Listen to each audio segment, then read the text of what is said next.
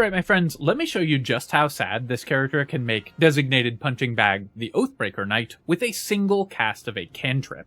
This costs no resources to use, so we can do it over and over and over again. The Oathbreaker Knight, of course, has very good saving throws, so we're going to go ahead and cast Ray of Frost on him. I'm going to move this Cutting Words out of the way. Notice that he is prone, has 6 Radiating Orb stacks, is slowed, and if we'd put down water or anything like that, he could be on an ice surface if we wanted to do that as well. We could use Shocking Sting, but since he's prone, he already doesn't get reactions, so we don't need to shock him. So let's go ahead and just deal a little bit of extra lightning damage, and that also stacks our Radiating Orbs up even further. So, 1 cast of a Ray of Frost, he's at 10 stacks of Radiating Orb, prone on the ground, has 4 stacks of Reverberation, so we'll be knocked prone the second we do anything else. If that's not enough, we can bonus action, and we can use Quicken Spell to cast any of our leveled spells, so maybe a Scorching Ray if we wanted to just really make things difficult for him, to stack up our debuffs even further. Alright, let's get to the build. Hello my friends and welcome back to the first Baldur's Gate 3 character building guide of the new year. Hope you're all doing well, and I hope you all had a wonderful time. Today, I'll be covering a build I'm calling the Swarm Sorcerer, a debuff-focused sorcerer who can render entire encounters completely helpless. This character uses a very unusual class combination to add extra debuffs, penalties, and damage to every spell cast, leaving enemies completely unable to fight back. Of course, you also get to combine that with great defenses, excellent damage, tons of utility, and the unbridled raw power of a sorcerer. While this build is more focused on being fun and cool than having the highest possible power level, it's still, of course, a sorcerer, so when the situation calls for it, you have plenty of power to unleash. So in addition to making encounters completely unable to fight back, you can also use items and scrolls to just unleash raw spellcasting power whenever you need to. Before I begin, I do want to take a quick moment to say thank you so much to Tomash for the €10 donation, Akion for the $5, Tarantula for the $5, and Great Evil Jason, Durwood McSlovich, and Dylan Lewis for becoming channel members. Thank you so much, my friends. I really appreciate the support. It really means so much to me, especially this time of year where you may not know this, but at the beginning of the year, YouTube ad revenues crater, so your support just means so much to me, especially now. All right, let's get to the build. I'm using the Dwergar Hireling as the example character here because it didn't feel like there was a companion that really fit this build from a flavor sense, though of course you can use any companion that you want to. But Dwergar is an excellent pick for this character because their out-of-combat invisibility lets you start fights from surprise. Since we're going to be applying so many powerful debuffs to enemies, if you start fights from surprise, then by the time they can possibly take a turn, there will be nothing effective that they can do with that turn. So Dwergar's infinite out-of-combat invisibility, starting at level 5, is incredibly powerful.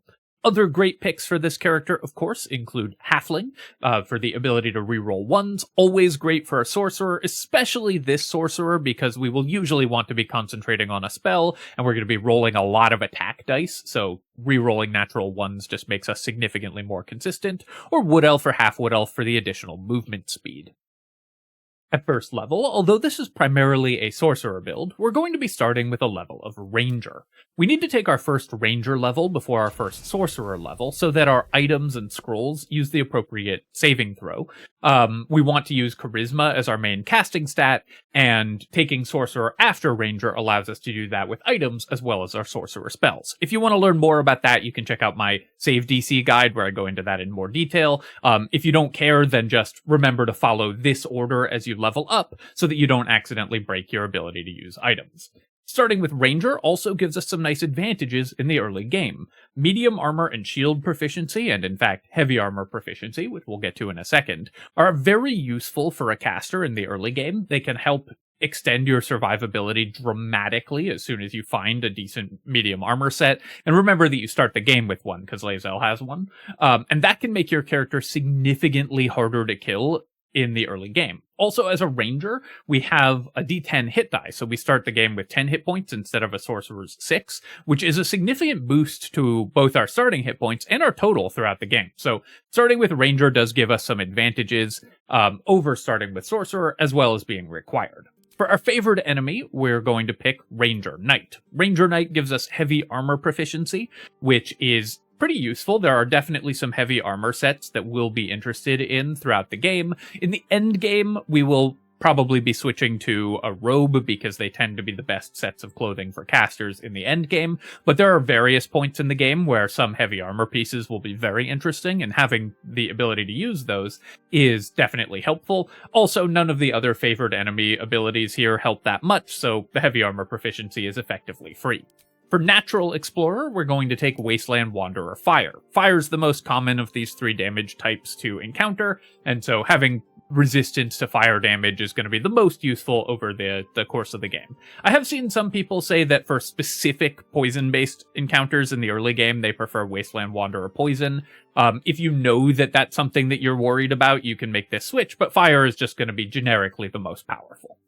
For our ability score selection here, we're going to be taking a very standard Sorcerer attribute split, despite being a Ranger at first level. 16 in Dexterity, 16 in Charisma, 12 in Wisdom, and 14 in Constitution. This gives us high initiative, and also one thing that this character can do is use bow attacks. A pair of hand crossbows can serve you very well. You have proficiency from being a ranger, and the offhand hand crossbow attack can be a very useful bonus action, so having high dexterity is even better for this character than it is for most casters, and it's already incredible for most spellcasters.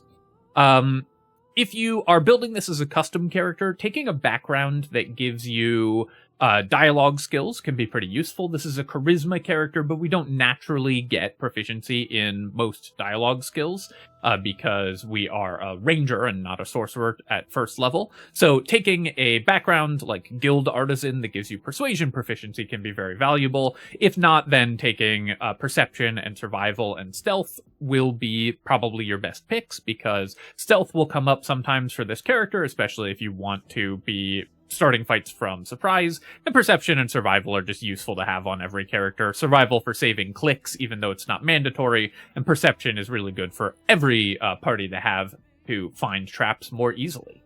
That's it for level 1. Let's move on to level 2. At character level 2, we're immediately going to be multiclassing and taking levels of Sorcerer. Of course, we want to get our spellcasting online as soon as possible, so taking Sorcerer levels after our first Ranger level will let us get that as quickly as we can. For our Sorcerer subclass, you can actually use any of the 4 subclasses here. Shadow Magic will give you some darkness synergy, though it won't work perfectly with all of the items that we want, but Nimbus is really nice, the dog summon from Shadow Magic, and the darkness synergy is, of course, very powerful, even if it doesn't work entirely with all our itemization. So this character makes a very good Shadow Magic Sorcerer. Wild Magic is always fun, and especially if you have taken a background that gives you skills, then this character can use Wild Magic's Tide of Chaos in order to be a really good party face, as well as, of course, just having lots of fun with Wild Magic. And Draconic Magic is really strong. If you're taking Draconic Magic, take one of the Fire Dragon ancestors, because that will let you do even more damage with Scorching Rays and such like later on in the game. But the most powerful overall is probably Storm Sorcerer. Tempestuous Magic is just an incredibly strong class ability, especially to get at level 1. Makes your character incredibly mobile and gives you a tremendous amount of survivability because you can just get away from bad situations.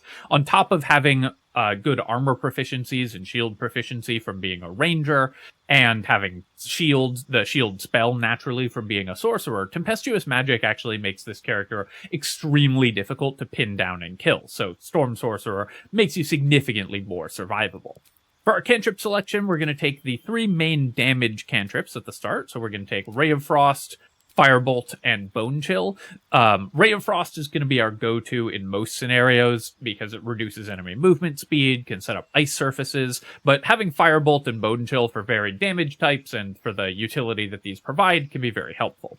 We'll also pick up Minor Illusion. This character will often want to group enemies together before dropping an AoE spell, and you can do that before entering combat, so Minor Illusion is incredibly powerful to have, and every party should have access to this spell somewhere in their party.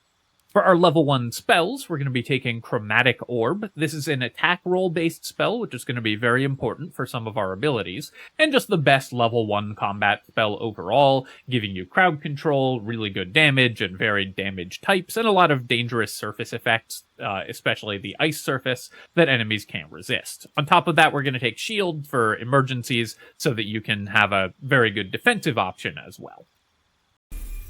At character level 3, we're going to be taking a second level of Sorcerer, which of course gives us access to Sorcerer Metamagic.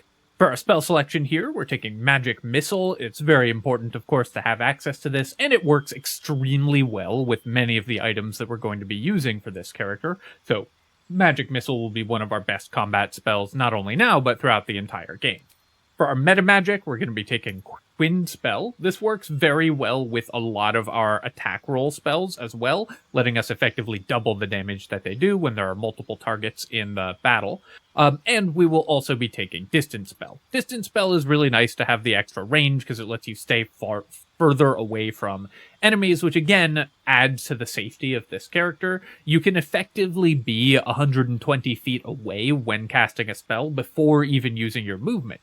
If you cast a spell from 90 feet using Distance Spell, take your 30-foot fly speed to get away using your Storm Sorcerer fly speed, and then you can walk in addition to that. So you can be 150 feet away from an enemy that you just hit with a spell, meaning that they will never be able to retaliate against you. At level 4, we're taking our third level of Sorcerer, which of course gives us second level spell slots, and we're going to be taking Cloud of Daggers. Although this character is going to be basing a lot of its combat on multi-hit attack spells like Scorching Ray, Cloud of Daggers is too powerful in the early game to delay taking. It just wins so many early game encounters. You want to get it as soon as you have access to it. So you should pretty much always pick this the first level it becomes available. For your Metamagic selection here, we're taking Quicken Spell. Obviously, being able to cast 2 spells in the same turn just doubles the effectiveness of your character, so while it's expensive to use, this gives you some of the best burst damage or opening volley turns or Nova turns in the entire game, which is the main strength of Sorcerer. At level 5, we have a choice. If you want to get the debuff engine online as quickly as possible, you can start taking additional Ranger levels now, in order to get to Ranger level 3 as quickly as you can. However, that comes at the cost of hitting level 3 spells, which are an incredibly strong breakpoint for every character in the game. And so in order to keep the character competitive as you level it up, I think it's better to focus on stronger spellcasting at this point than getting the debuff engine online as quickly as possible. But if you just want to maximize the theme of this character, you can start taking the Ranger levels right away. For this guide, I'm going to be showing the Sorcerer levels though, but I did want to mention that this is a possible deviation point. Here, we're taking our 4th level of Sorcerer, and that gets us another cantrip. The cantrip selection here doesn't matter that much. You can take Booming Blade, because there actually are times where you might want to make a melee attack with a dexterity-based finesse weapon for this character, and Booming Blade lets you do even more damage in those narrow cases. Or if you are the party face, you can take Friends in order to be better at dialogue skills, or you can take a utility spell like Light. In this case, I'm just going to pick up Light because the utility of it is really useful, especially as you start getting into Act 2, so that's the one you're most likely to want to grab. For your spell selection here, I already mentioned it, we're going to be taking Scorching Ray. This character will do really well with multiple damage instance spells, and Scorching Ray fires 3 rays, each of which hits separately. So it's going to be applying all the debuffs that we have from items to every single one of these rays, which will let you stack up tremendous numbers of debuffs and additional damage instances to kill enemies immediately. So Scorching Ray, really powerful for this character. For our feat here, we have, again, a fairly interesting choice. You can either take Alert, which, of course, is an incredible feat that's always great to have on Honor Mode, or if you want to dedicate a bunch of initiative gear to this character to still hit high initiative values, so if you don't have any other characters that need high initiative in the party, you can skip Alert and take Dual Wielder. There are some very powerful 2-weapon combinations that this character can use. 2 staffs or a staff and Falara Louv will go really well for this character, so Dual Wielder gives you a lot of great options, as well as an additional AC, though still 1 less than having a weapon and shield. shield. So if the rest of your party needs initiative gear, then take alert on this character. If you are able to dedicate your initiative items to this character, then take dual wielder. For the purpose of this guide, I'm going to be taking dual wielder here, just because it leads to the cooler endgame character. At character level 6, we're taking our 5th level of Sorcerer, which gets us level 3 spell slots and 3rd level spells. This gives us access to some of the most powerful spells in the game and is a huge power spike for pretty much every party when you get access to 3rd level spells. For this character, for our spells, we're going to be taking Counterspell, one of the best defensive options in the game and helps keep your party safe even against some of the most dangerous encounters in the game, with enemy spellcasters casting devastating spells that can lock down or destroy your whole party. You get to just ignore them. We're also going to replace Cloud of Daggers at this point.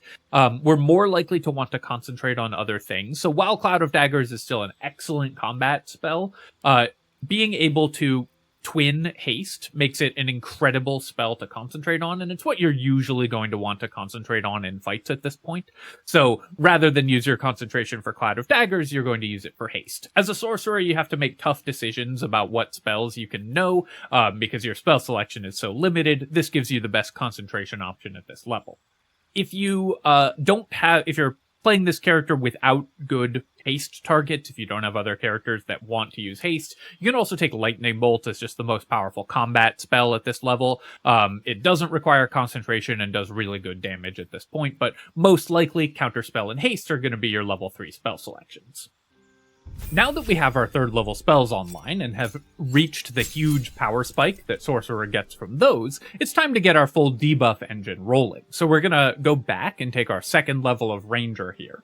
At this level, we get 2 Ranger spells, which can be pretty good utility. If your party doesn't have Enhanced Leap and Longstrider, the 2 ritual mobility spells, these are rituals, so they're free to cast outside of combat and make your entire party vastly more mobile, then you should definitely get these 2 spells if you don't have access to them yet.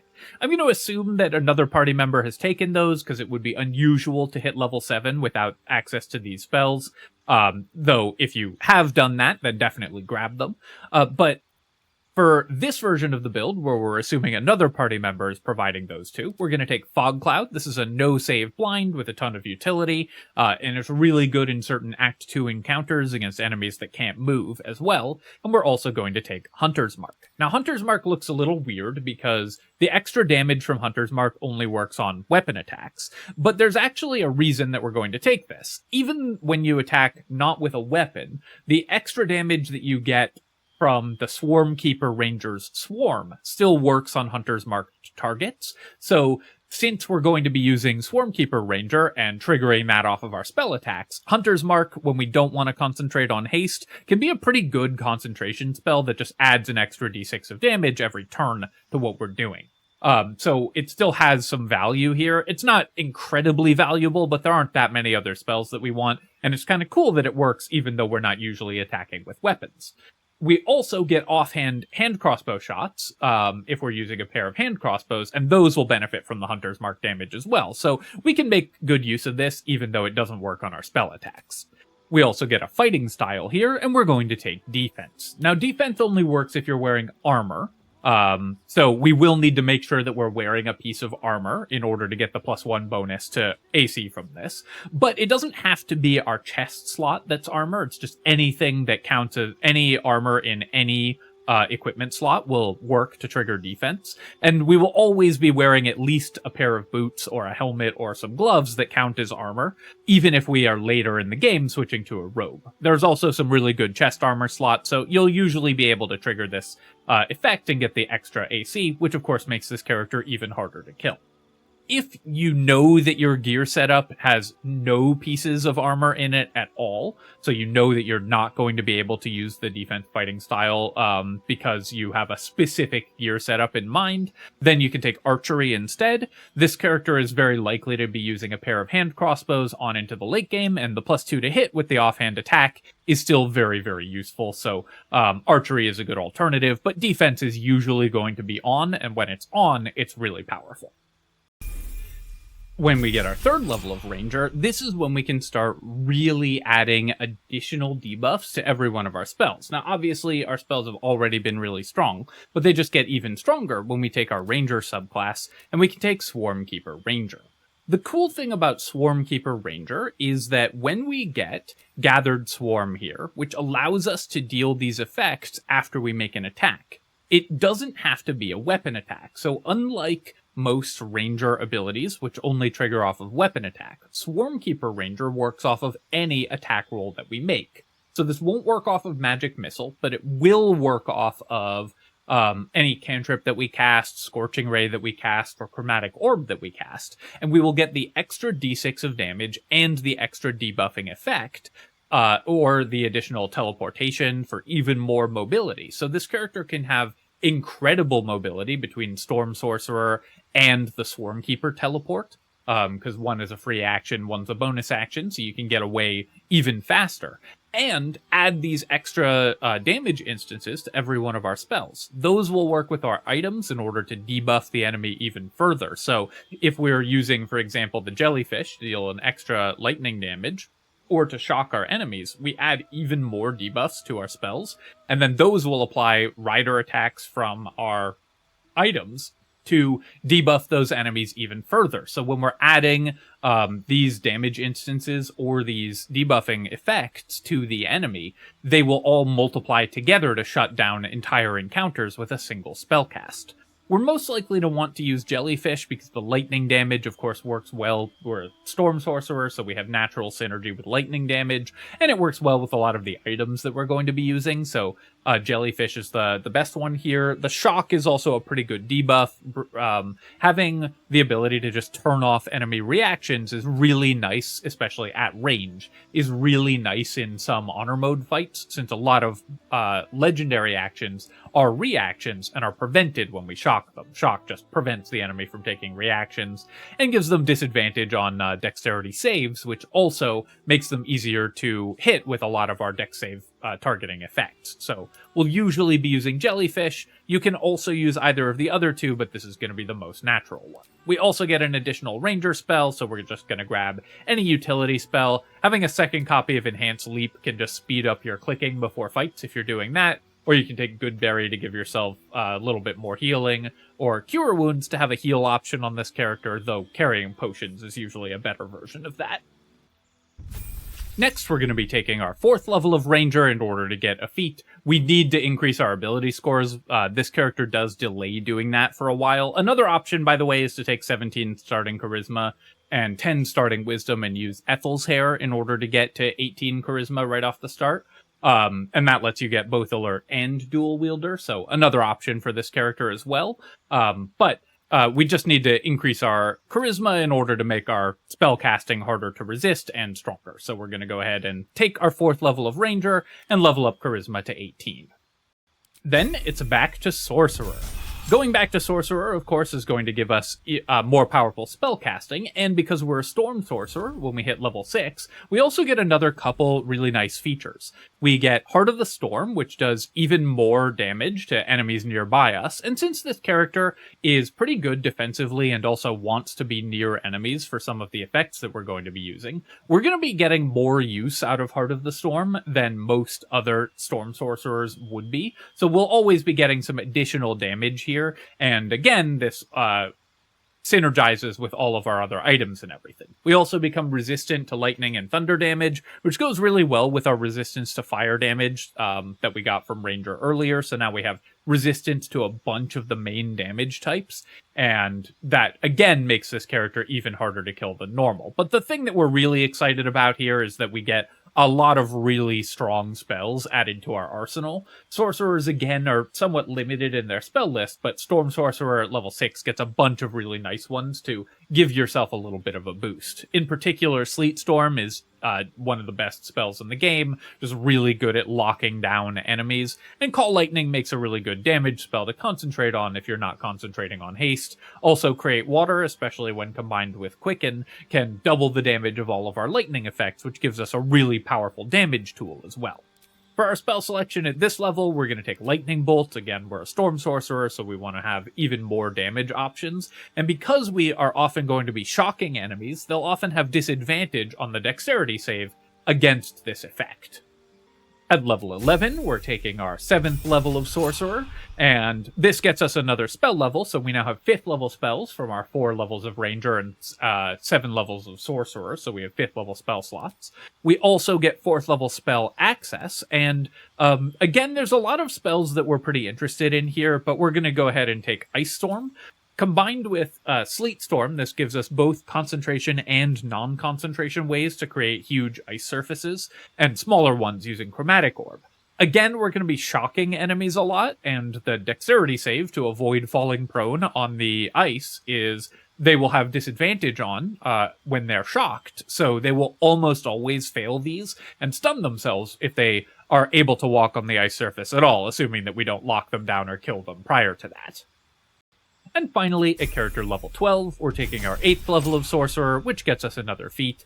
This is going to be an ability improvement to max out our Charisma. And again, if you used Ethel's Hair to hit 20 Charisma, you'll have both Alert and Dual Wielder. If you didn't, then you'll just have Dual Wielder and be using Initiative gear in order to hit 20 Charisma at the end of the game.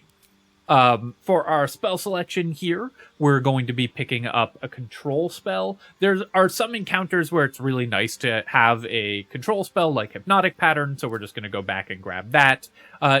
If you have no other source of mage armor and are using a robe, you can learn mage armor. Usually there's enough scrolls of this that you just find in the game that you don't need to actually learn it, but if you're long resting a lot and need to recast it constantly, then, or if you're casting it on other party members, mage armor is also useful to know, so you can take that instead of Hypnotic Pattern, but having Hypnotic Pattern just gives you really good options. So that is the Swarm Sorcerer, and of course this will let us use our spells to debuff enemies massively, but of course an important part of this character is items, so let's talk about those. For items for this character, we're looking for 2 things. Firstly, of course, we want to increase our offensive and debuffing power by adding more and more rider effects onto every spell cast and making our spells more effective. Secondly, we want to get higher defenses so that enemies can't hurt us. Let's start with our weapons. So, in the early game, you're almost certainly going to want to use the Spell Sparkler. We're going to be dealing damage with spells and cantrips constantly, and the extra lightning charges will work really well at dealing extra damage, especially with multi-instant spells like Scorching Ray, so the Spell Sparkler works really well with those. Falara Louve is also great, either for this character to carry with the dual wielder feat or for a party member to use. As long as you are using the Shriek ability of Falara Louve, enemies will be taking additional damage, and that damage will again proc the debuffing effects. Not all of them, but many of them still work on the extra damage that Falara Louve deals, and so can cause enemies to become debuffed even further, while also taking a ton of extra damage.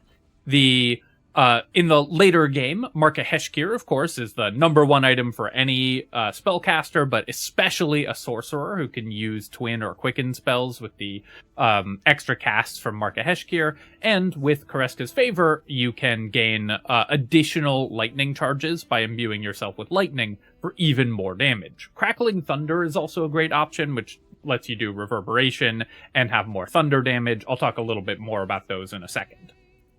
Finally, Rhapsody is incredible for this character. We're going to be killing a lot of enemies. We want to hit our attacks, so the +3 bonus to all of our attack rolls that Rhapsody gives us is really important, and the extra +3 to spell save DC is incredible. It's going to help all of our effects land more reliably. Another item that's worth mentioning, not for this character to carry, but for your party, is the Staff of Arcane Blessing. We're going to be making spell attack rolls constantly, so the +2d4 that this lets Bless give to spell attack rolls, if a party member has it, is really valuable for this character. So a cleric with this can buff this character, or a warlock, other characters that are making spell attack rolls, and get tremendous value from that. In addition to our weapon, we want to debuff enemies with every spellcast, and to use that, we're going to be using the classic Reverberation and Radiating Orb setup. So for Reverberation, we're going to be using the Boots of Stormy Clamor, which it will apply to reverb whenever we inflict a condition, which every one of our attacks is going to do, and the Gloves of Belligerent Skies, which will apply it when we deal thunder, lightning, or radiant damage, which again we deal constantly. We're also going to be using the Spine Shudder Amulet for 2 extra reverb whenever we deal damage with a ranged spell attack, so we get constant stacks of Reverberation. With 1 spell here, we stack this up to 6 right away, so enemies take the damage and have to make the saving throw versus prone on our very first spell cast, as well as getting the penalty to saving throws that Reverberation provides, so this character stacks it up incredibly quickly. In addition to the Reverberation setup, the Radiating Orb setup lets us add even more debuffs. So we'll add the Coruscation Ring for 2 stacks of Radiating Orb, which decreases enemy attack rolls by 1, up to a maximum of 10, when you stack it up to 10. Every time we deal damage with a spell, which again is all of our damage, and the Callous Glow Ring, which lets us deal 2 radiant damage with every spell. The Callous Glow Ring is really nice here because this lets us use the Luminous Gloves or the Luminous Armor and trigger the Gloves of Belligerent Skies on every attack. The Luminous Gloves, you can replace the Belligerent Skies with the Luminous Gloves if you want to lean more into Radiating Orb than Reverberation. I typically like the Reverb setup more, but this is an interesting alternative. And the Luminous Armor works well in order to stack up Radiating Orbs even further with the Callous Glow Ring. The 2 extra damage that this deals here is Radiant damage, even though it's not listed on the tooltip. An alternative to these 3 items, if you don't want to do the Radiant damage setup, but still want Radiating Orbs from the Callous Glow Ring, is you can also use the Ring of Spiteful Thunder, and that will let you add days in addition to your stacks of debuffs. It'll be fewer Radiating Orbs, but another stack of debuffs, and lets these items go on a different character, maybe, for example, a Paladin. In addition to that debuff setup, we also just want to make our spells stronger, so we're going to go with a spell save DC helmet of some kind. The Fistbreaker helm is really good, especially if you're the non-alert version of the build. Extra initiative bonus is very powerful. Or the Hood of the Weave for additional bonus to spell DC and attack rolls, especially if you are the alert version of the build, or if you're using Elixirs of Vigilance in order to avoid in order to go first. Then the Hood of the Weave gives you more ability to land your shots. The Hat of Fire Acuity is also very good for this character if you took the story event that gets you this item. We will be doing fire damage constantly and in multiple instances with Scorching Ray, so you can stack up Arcane Acuity really quickly. And Arcane Acuity gives you a bonus to your spell save DC and attack rolls for every stack you have, up to a max of 7. So that will mean that enemies will not be able to resist your control spells or control effects, and you'll always hit with all your spells. A good alternative to all of these also is the Birthright Hat. This just gives you +2 Charisma for +1 spell DC, +1 to your attack rolls, and it's just a good hat overall, especially if you're the party face. If you have the Fire Acuity hat, it's the most powerful option for this character, and the Hood of the Weave is the second most, but in general it's going to go in roughly that order.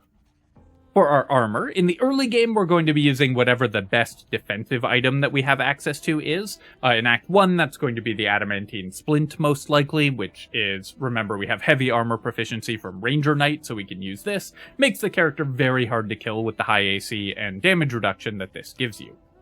If we're using the Callous Glow Ring and Luminous Armor setup, then obviously we're going to swap to the Luminous Armor as soon as we get the Callous Glow Ring. And if we're not using that, we have some other interesting alternatives as well. The Robe of the Weave increases our spell save DC and attack roll, gives us comparable armor class if we're using mage armor to these armored setups, and gives us a little bit more offensive capability. And another really fun option for this character is the Flame Enameled Armor. Especially if you're the non-alert version of the build, the +2 initiative from this is very powerful, and it gives you inherent resistance to fire damage, and if you cast the Fire Shield, that will give you resistance to cold damage. If you use poison resistance from your ranger damage resistance, and are a storm sorcerer for thunder and lightning resistance, that gives you resistance to all 5 elemental damage types. So this character is incredibly difficult to kill with damage resistance to all the elemental damage types and high AC and everything like that if you're using the Flame Enameled Armor. If you didn't take dual wielder, and chose to take alert instead, then you're going to want to use a shield alongside, most likely, Markoheshkir as your weapon, and Ketheric's shield for +1 to spell save DC and spell attack rolls is the best option there. The Sentinel shield also can give you plus initiative, though it's unlikely that you both don't have dual wielder and don't have alert, so you're probably not going to use the Sentinel shield on this character. But if you changed the build such that you have neither of those feats, the Sentinel shield is a good alternative. For our bows, we're going to be using a pair of hand crossbows. The Hellfire hand crossbow and the Nair Misser are really good options. This gives you a bonus action attack, which is very useful, even on into the late game. The offhand hand crossbow attack is very powerful. You can also use bows that have strong passives, especially in Act 3 when the offhand attack becomes less powerful. So the bonus action attack becomes less powerful, and you have more sorcery points to cast Quicken Spell with. And the best passives are, of course, the Hellrider Longbow's +3 initiative, which lets you guarantee going first. Or, again, if you already have sufficient initiative because of taking alert, the Deadshot's bonus to critical hits works very well with all of the attack rolls that we're making with this character, with abilities like Scorching Ray.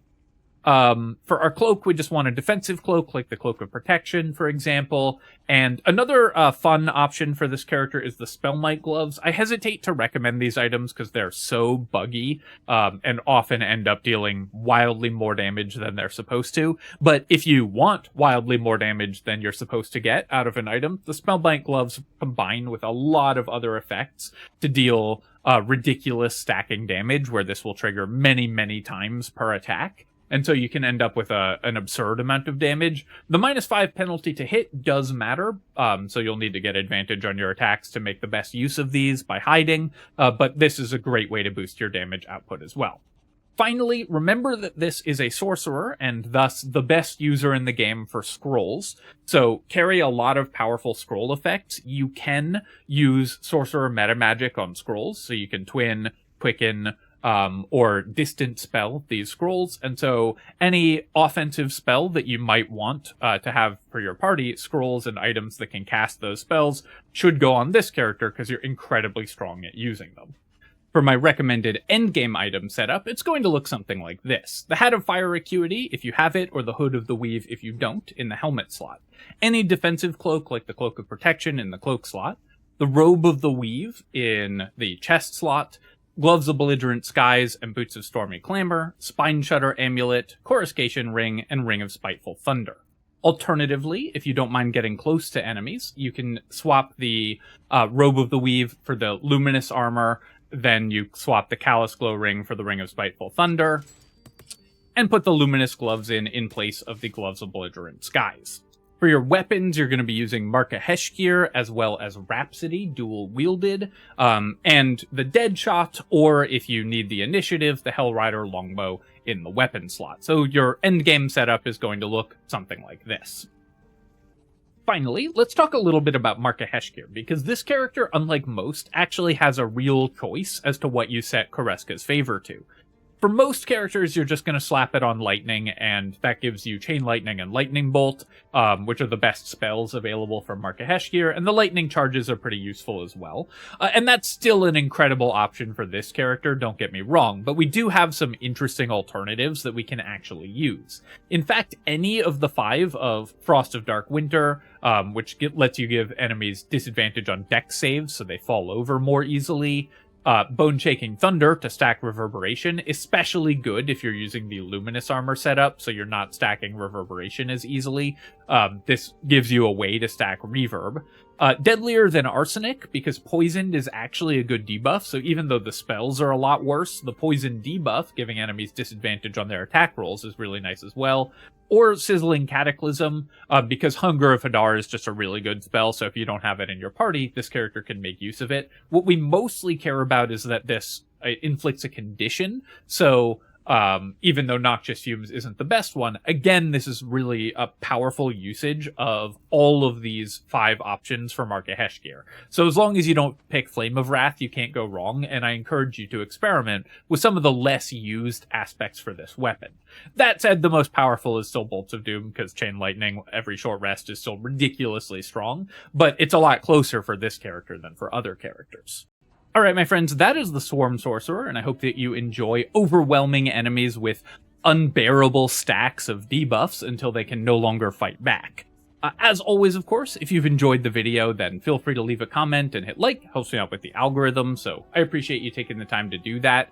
And this was the first video of 2026, but by no means the last, so of course you can subscribe to my channel for more Baldur's Gate 3 build guides.